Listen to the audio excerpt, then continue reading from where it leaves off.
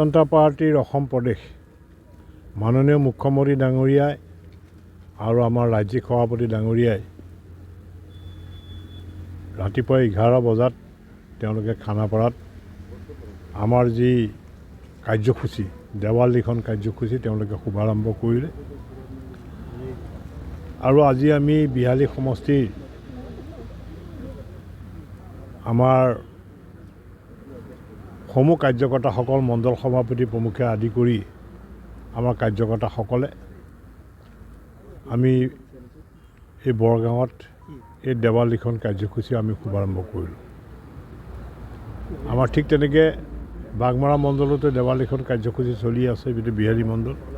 আৰু বড়ৈ মণ্ডলতো আমাৰ দেৱাল লিখন কাৰ্যসূচী 11 বজাৰ পৰা মাননীয় মুখ্যমন্ত্ৰী ডাঙৰীয়াই আৰম্ভ কৰাৰ পিছৰ পৰা আমাৰ কাৰ্যসূচী চলি আছে আৰু নিৰন্তৰভাৱে এই কাৰ্যসূচী নিৰ্বাচনৰ দিনলৈকে নিৰ্বাচনৰ দিন ঘোষণা কৰালৈকে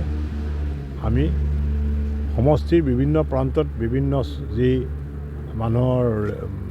আৱাসিক ঘৰ আছে ঘৰৰ বাউণ্ডেৰী ৱাল তেওঁলোকৰ অনুমতি সাপেক্ষে আমি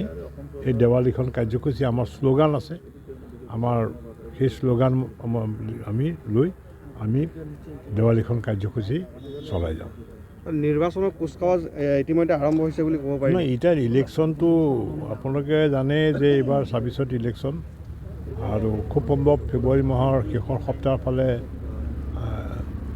যে নিৰ্বাচনী যি বিধি সেই বিধি লাগু হ'ব আৰু মাৰ্চৰ শেষত বা এপ্ৰিলৰ ফাৰ্ষ্ট উইকত বিহুৰ আগে আগে অসমত বিধানসভা নিৰ্বাচন অনুষ্ঠিত হ'ব আৰু নিৰ্বাচনৰ প্ৰস্তুতি ভাৰতীয় জনতা পাৰ্টি সম্পূৰ্ণ হৈছে চলাই গৈছে।